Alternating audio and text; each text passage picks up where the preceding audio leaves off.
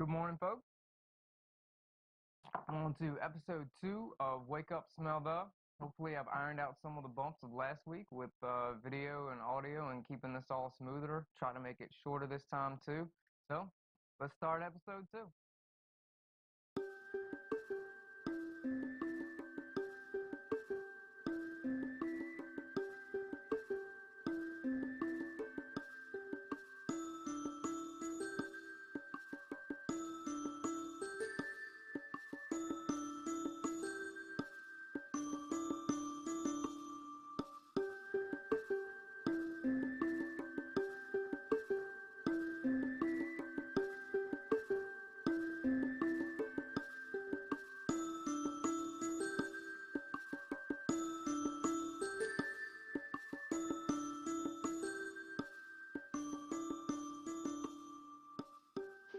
Alright, so, like I said, today is chicken and dumplings.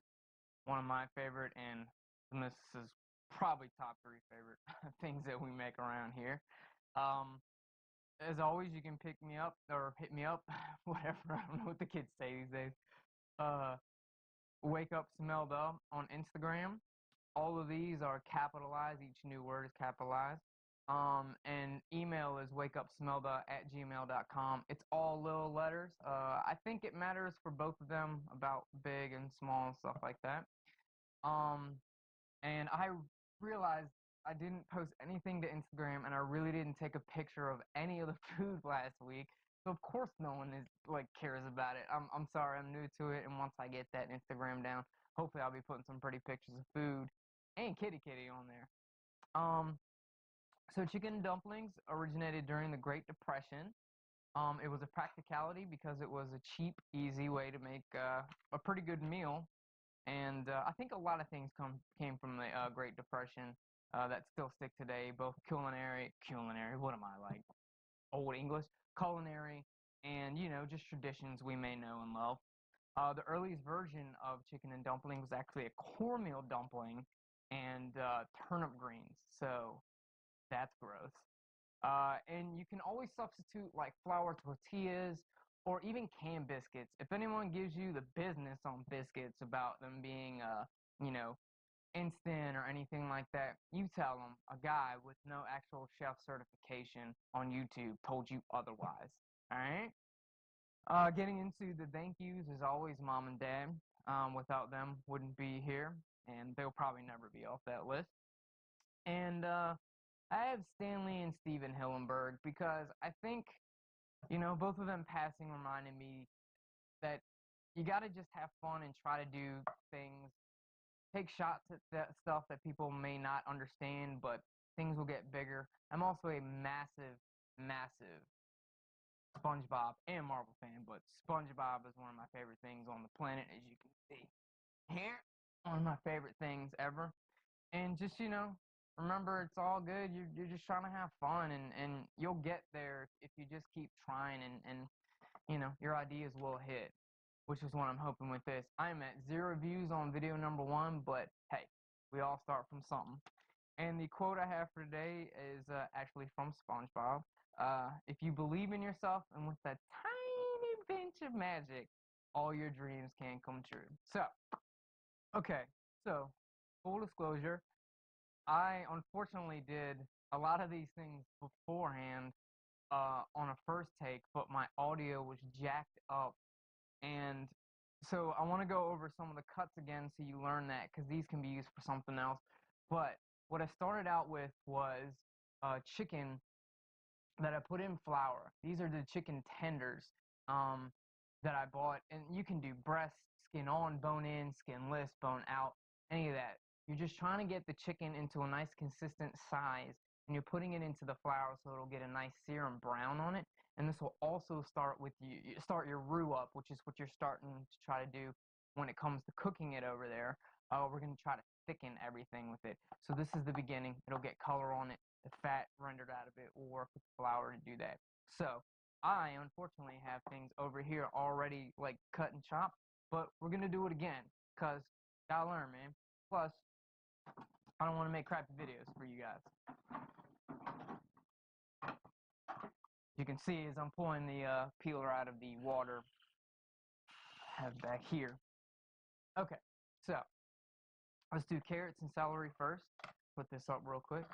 I have 2 for both of these, but on the recipe, but they're a little bit small, so I'm gonna do 3 each of them. So I like to do kind of like a pull towards lengthwise peel. It's the easiest one for me to do. When it comes to different things like maybe potatoes and stuff, you'll do a much more like speed one where you're kind of coming down like that. And I can't remember if I showed last video or not. You can use them both ways, man. They're made for lefties and righties, so if you really needed to do speed, you can do it like that. I took way too much off of that one. Trying to show you that. And I keep all these shavings to work on our own stock one of these days. I'd like to have that be one video down the road. And then we'll do this guy. Man, they're just small. I should have gone with the organic ones because they're always big. But I don't think a lot of times. All right. Scoop these guys in here. And we'll take off the tops. Always bring it up. Tops. Bottom. And since this recipe has a lot less ingredients, I'm trying to move more towards showing you guys more finite cuts on things. So I'm gonna put that back over there. As with everything, mise en place, make sure everything is ready to go for the next step. Do it to one, do it to all. So we're getting getting rid of the trash parts right now. Our bowl scraper to be our spatula. Send me your favorite, if you love SpongeBob, send me your favorite episode of SpongeBob, and, we can talk about it. My favorite, I think, would have to be Sailor Mouth. That one was just, when I saw it for the first time, I couldn't stop laughing. Basically, SpongeBob and Patrick find a dirty word on the trash can behind the Krusty Krab, and they start using what they call like sentence enhancers, which are cuss words, and they do a neat job of putting like a dolphin sound effect over it when they're cussing, and it's just it's good on so many levels. That show did such a good job of being able to, if I one day, we're thinking about a kid, I can sit down and he can laugh at one thing, like, Patrick falling on his face, and I can laugh at the fact that he's using pretty vulgar language, but that kid doesn't know it. Okay, so we've cleaned everything and we're going back. So with carrots, what we like to do is same size with all of them, try to bring them like that. And we're going to try to do that with all of them. And now, this guy is the biggest, so I'm going to do it into thirds. You can do this where you kind of like cut just a little bit off so you have this nice bottom that's not so rocky. And fingers like that, claw it up, and just full length of your knife. Full length of your knife. I'm trying to figure out best way where to cut this so you guys can see it. Sorry. Like that. This is what you want your long guys for. And so this one's only going to be halves because they're smaller. We're trying to make them all the same size so they all cook the same. Like that. Like that. Mm. Same with the celery. These guys are just the right length. I think if it's bigger than your blade, you should not do it. You want it to be about the same size. And with this one, I'm actually going to do like a pullback on it. And I'm going to do it into fourths. Nice and calm. Just pull back toward yourself. Halvesies. That. And to be just completely anal about it, we're going to chop off the ends right there. Put that into your stock. Try not to waste anything. There. This part is gross, so put that there. This reminds me of ants on a log. My mom used to make those a lot for me. Mom. Peanut butter in the middle of a celery rib with raisins on top, so it looked like you were eating ants on a green log with peanut butter. Alright, so line all these up, and we're going to just run it from this end down to this end. This is the way I like to do it, more like a train, And this is a little bit nearing having too much to chop at once. You don't want to overdo it. Then you have things kind of flying everywhere, things moving out of where you need to be chopping it, and you'll just be less consistent. So honestly, I'm going to do less on this with the carrots. We got to do each one. Again, we're trying to get a consistent size, so we're doing this, do it to one, do it to all. Always remember, do it to one, do it to all. It'll help you so much down the road, so you're not just moving back and forth on one thing. You want to sweep it all from left to right. Keep it clean, you know? I'm getting really boring and dull. I'm sorry. Let me go on and go back to SpongeBob. SpongeBob was just like, that show really helped me out in weird ways, like in bad times and stuff. It always just made me laugh and things like that. So if you haven't checked it out, check it out. All right. So what we're going to do is less each with these carrots, about that long. Then I'm going to speed it up a little bit, you know. I want you to work towards speeding up every week so that you can get it down. And once you get the speed down, you really won't have to watch it anymore. You'll just be able to, you know, show off to your friends whenever they're over. And it's more of just figuring out your speed, your comfort, and how well you can learn. My best way, again, like I said, is squashing zucchini because it's easy. So what I'm learning as I go along, sometimes I tend to ramble, so things cut off before you may want it to move on to something else. I'm sorry, let me know that too. I get nervous and just say really stupid things, so as I was chopping the other thing, I went off into like who knows. So we're going to do the aromatics now. So that's your onions and your garlic.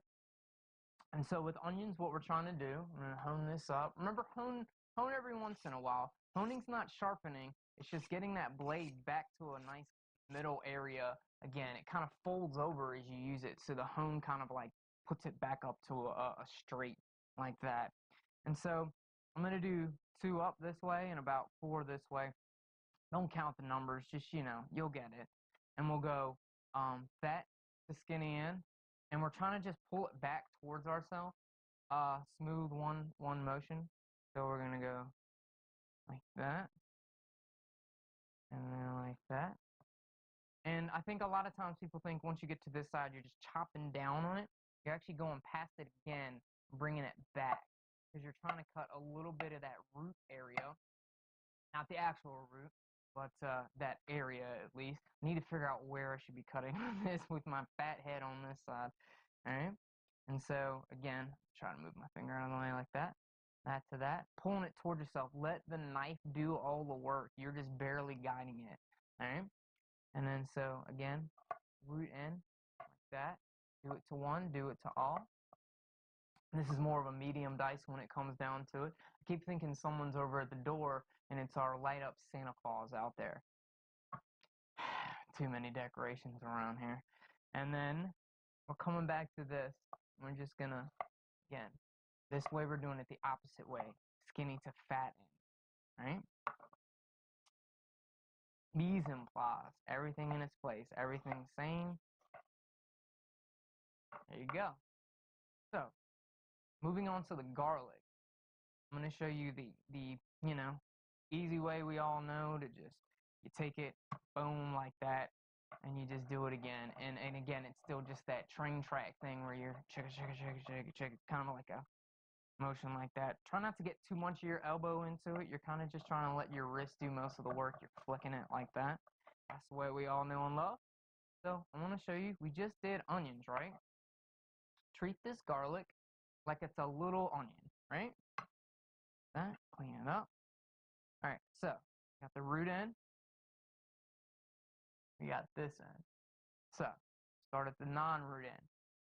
You're gonna go like this. Again, very light pinch grip. We're pulling it back towards ourselves, pulling it back towards ourselves. Coming back this way, same thing again. This took a long time for me to do, but again, when it comes to consistency, this way I'm kind of doing the, you know, same size so it all cooks about the same, you know? And that way, again, you can do that, because this one actually didn't come out very consistent. I'm going to just, you know, mince it up. And you don't need to death grip, bring it down. You're actually going to mess up the blade like that if you want. Just kind of more like that. Do a little motion. And that's your aromatics. All right. So we'll probably be moving on to the cooking side now. So, again, full disclosure, I will do some of the TV magic unfortunately, with these biscuits, I'm going to put it in and then kind of have another bowl of it already done. I'm trying not to be that dude who, you know, you watch a show and they're like, you know, you just chop these 3 things, put it into the oven, and then all of a sudden, like, a full-blown souffle comes out, and they put in, like, you know, brown sugar and like, honey, and somehow it works. So I don't want to be that guy, but it's probably going to be like that this time. But I wanted to show you how to do multiple things at once, kind of spinning on multiple plates. We have to do it a lot in the kitchen, professionally.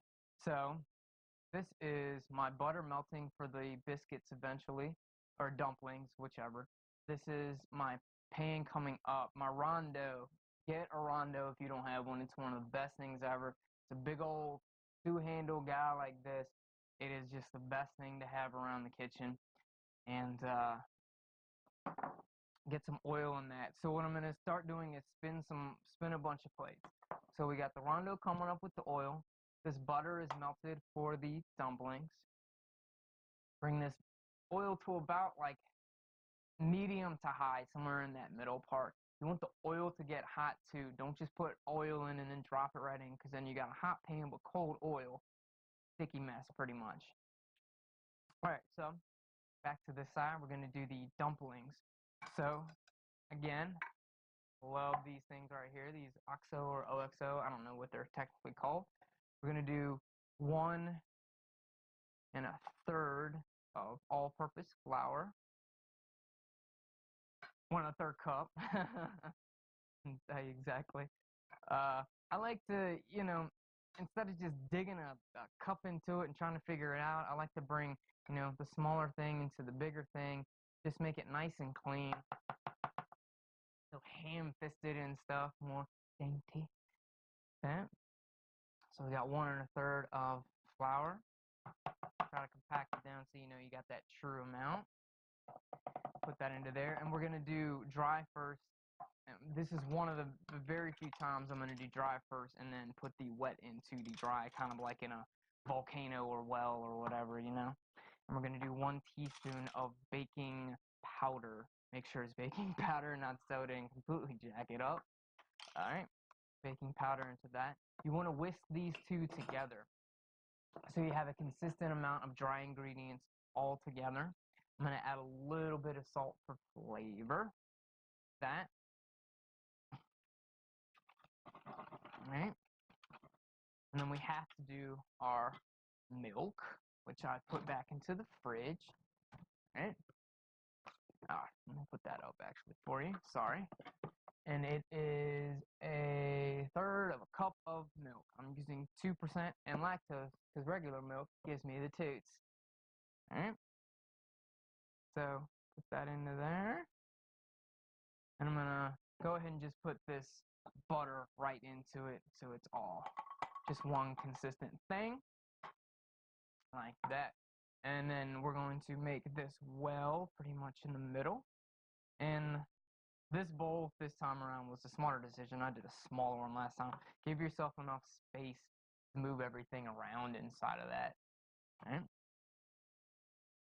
This in the middle. And you're gonna you can use a spatula. I'm just gonna use my hands. You're gonna kind of like run around the whole side like that. Hopefully this one actually comes out better than the last one. The last one was really dry out the gate. I do have it in the fridge. Maybe I won't even pull that one out. We're gonna try to make these all kind of come together.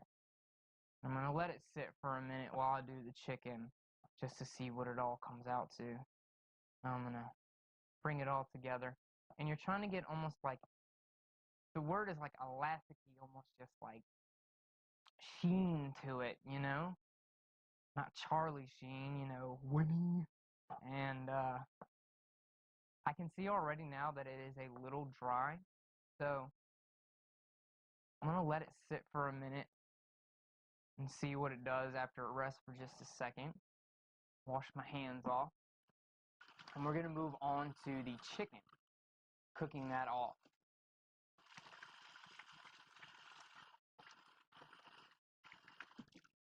Alright, so over to cooking bill. Dry my hands off. Alright, oil is hot. has the consistency almost of water, which is what we're looking for. Got that somewhere in the high to mid-range, in the middle between the two of those. I'm gonna drop this chicken in. And it got sludgy because of the time in between me actually cooking it and the mess ups that I had from earlier. So fortunately, it's a little bit of a mess. So take this wooden spat, kind of break it up just a little bit. And I hate when it gets like that. I should have refloured it. That's my own darn fault.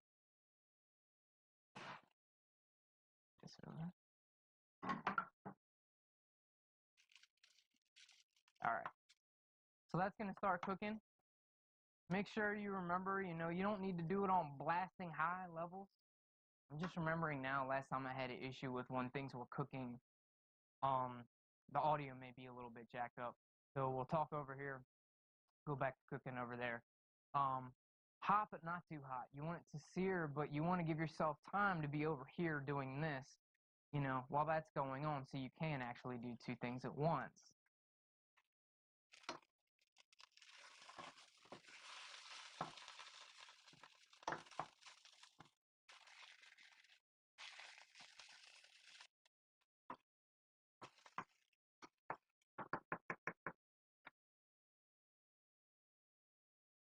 So, you're going to let it sit and cook, because just moving it too much won't actually let it sear and get color on it.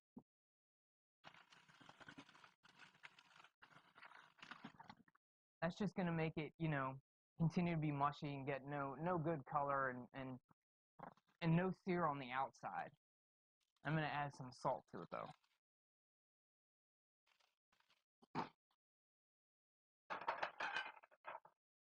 Get a plate ready, because you're going to take it out and then put it back in. And you're going to kind of undercook it right now, because you want it to not be all the way done before you put it into the actual, soup side of it. So back to this now. So the recipe was what the recipe was. Sometimes it'll nail it, sometimes it won't. Maybe I measured some things wrong. It's all right. So I'm going to go back. So this is the one I made earlier. It's an actual nice ball. It's got a little bit of tack to it. It's the consistency you're looking for doughs like pizza dough or like biscuit. It's just a little bit moist, but it's a nice like compact ball. And I do apologize for the recipe sometimes. That's why I like to have a little bit of a recipe, but if you just sit there and stare at it, you may get stuck in it. What you're trying to do is get more of the preparation ideas down and how to get from point A to point B. And like you saw me trying to adjust the milk and the flour there at the end, you'll know when you've gotten to the right point when it comes to that. So this is the dumplings finished. I'm going to go back over to the cooking side.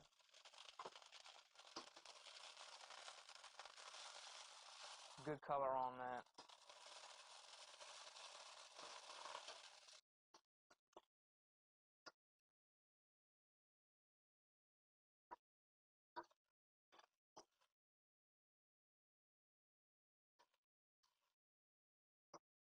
It's a good golden brown, which is the color we're going for. I'm going to put it up to the camera in a second.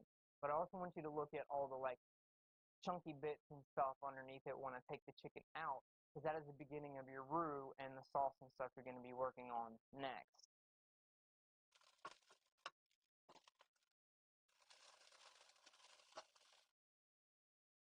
One piece of celery somehow.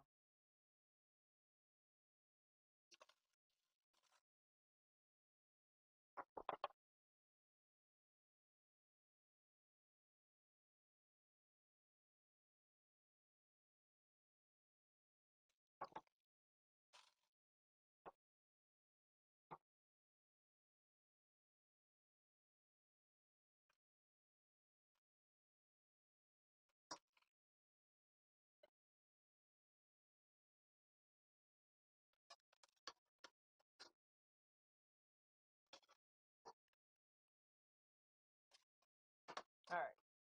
To bring this pan down, I'm going to put mine on low. But my kitchen, this appliance works different from yours, maybe just a low enough flame so it's not just completely torching what's going on over there. Because we need to get out our wine for the beginning part of this. And it is a fourth of a cup of white wine. That is going to pick up all the stuff that is in the, all those, like I was showing you, the brown bits and stuff that are in the bottom of this guy. That is where all your flavor for your sauces and soups and things will come from, and it will go get incorporated into that roux when it comes around to it. So I got this little cutie pie as my fourth cup, and my fancy box wine, which, like I said in the last video, buy cheap regular wine. Don't buy cooking wine. That's just, it's not what you're looking for. So I'm gonna put that into that to pick up the bits over there, and we'll start our so we're gonna start with our aromatics, and then pick it all up with the white wine afterwards, and then we'll cook our vegetables, our celery and our carrot, and then we'll go on to our quart of chicken stock. And one of these boxes is a quart. Sorry, it said 4 cups on it. 4 cups, 32 ounces, 1 quart. Bay leaf, a little bit of sugar right here, and then of course salt and pepper like always. So we already got some fat and stuff in there still from the chicken from earlier, so aromatics go right in.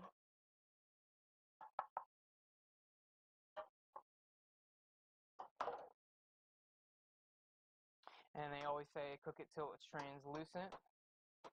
You want to scrape up all these bits right here.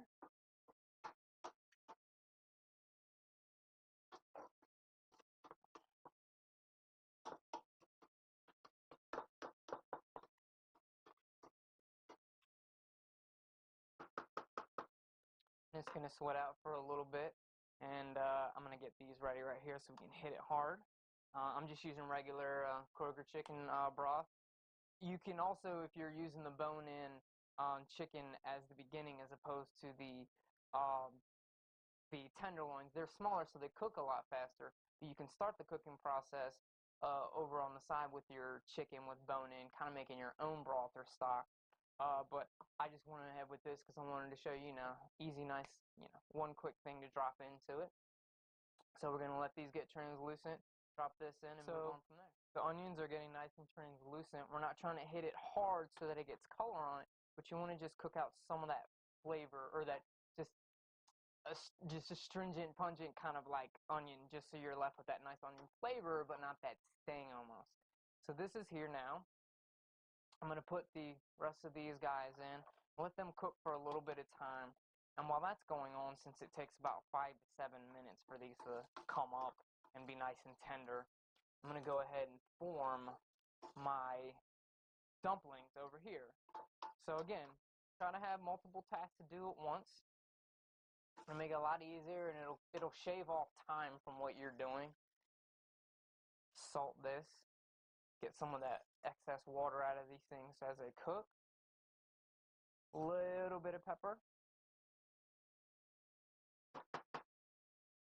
Alright, back over here. So I've got the dough, nice, it's rested a little bit. It's a little bit tougher of a consistency than I was thinking, but it's good. And we're just going to try to break it into, actually, you know what I'm going to do? I am going to just cut this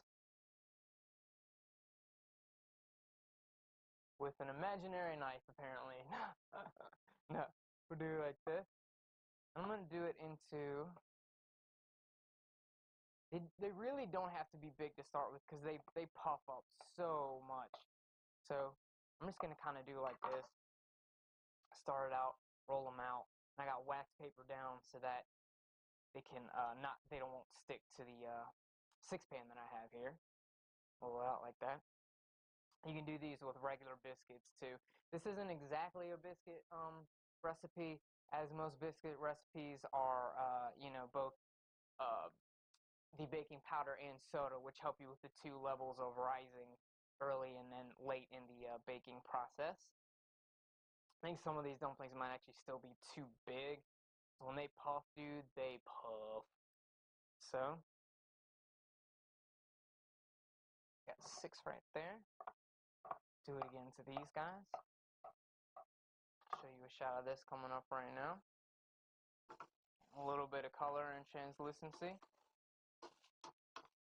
I don't think translucency is a word. You're going to learn a lot of new words with me because I'm not very good with words.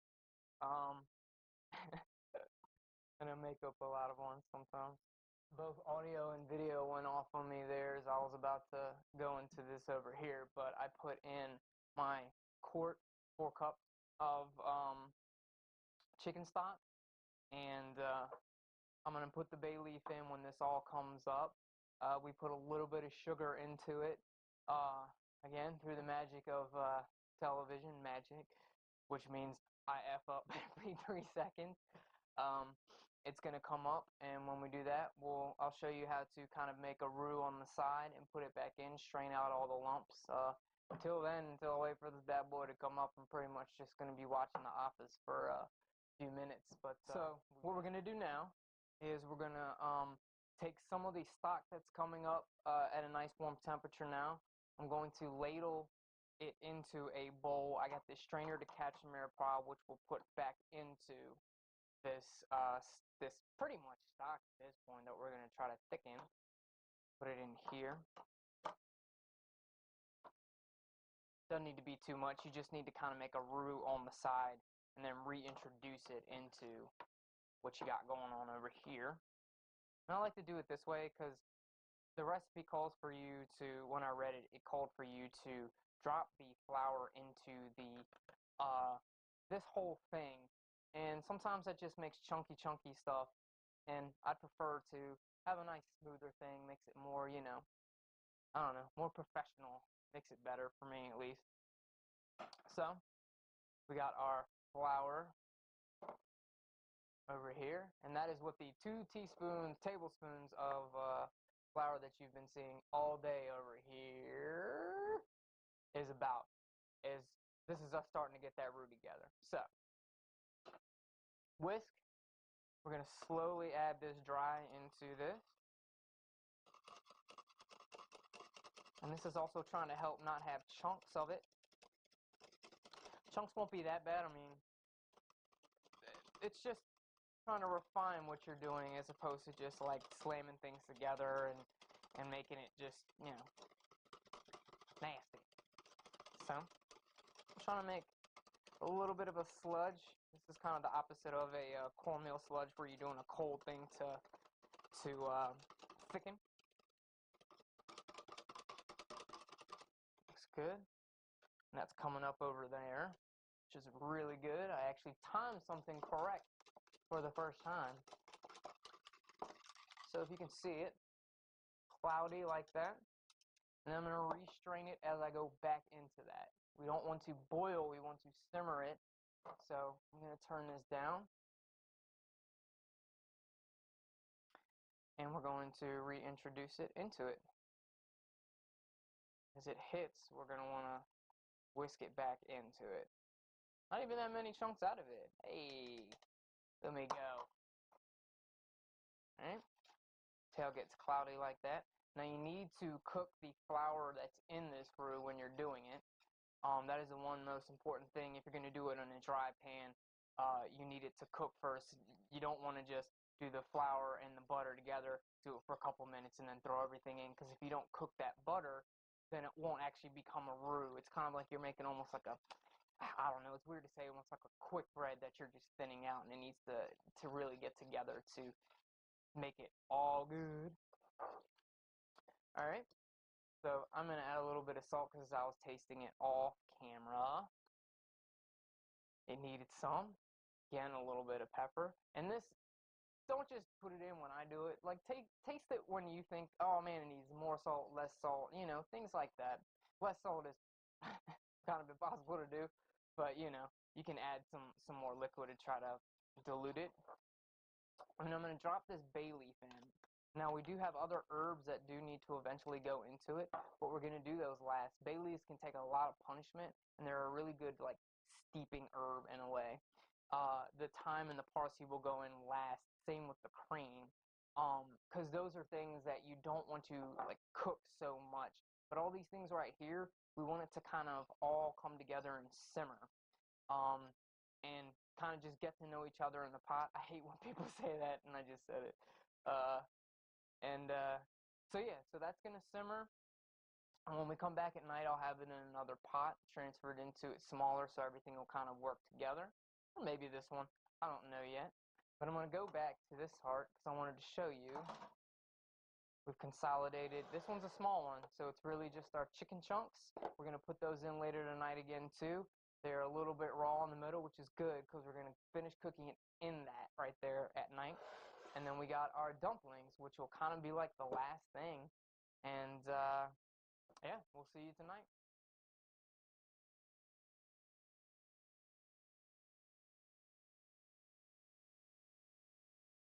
Alright, so we're here at nighttime.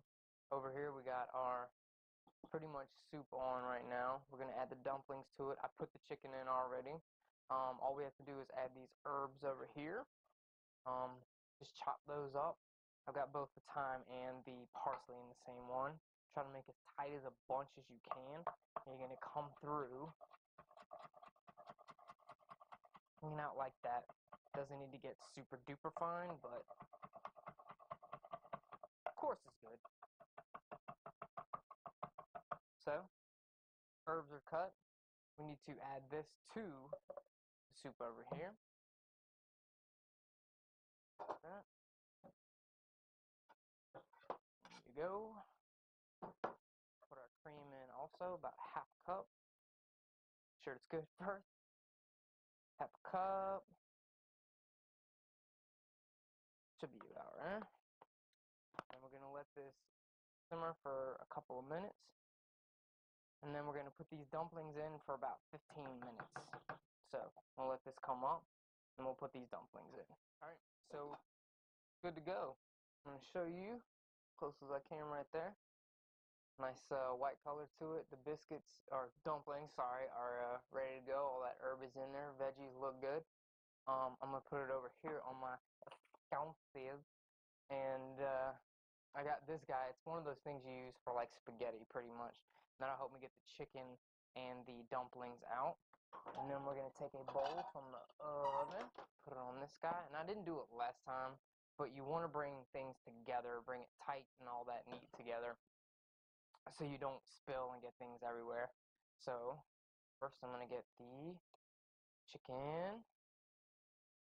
Get some of these out so you can plate it and make it look real fancy. Chicken. I'm trying to do like a little bit of each thing in there. Most of what I want is the broth. So, come back for that. There. That looks about right. And then I did about 10 dumplings, so I'm going to do 5 per. Spread those out as best as you can. There you go. This is chicken and dumplings. So, thank you again for coming if you did for episode 2. If you made it all this way, please let me know. Even if you got hate comments, tell me you love me at the end of it. Post your picture to Instagram. Let me know anything I can do. I'm trying to make them shorter. This one's like 5 minutes shorter maybe. Thank you. If you came this far, you came. You sauteed, you conquered. So for the second week in a row, I've forgotten to defrost my protein. So I'm sitting here waiting for that to defrost before I start the episode. Just drinking coffee, playing mobile games, and watching wrestling. So this is a little bit of behind the scenes magic of what happens every day here at Wake Up, Smell the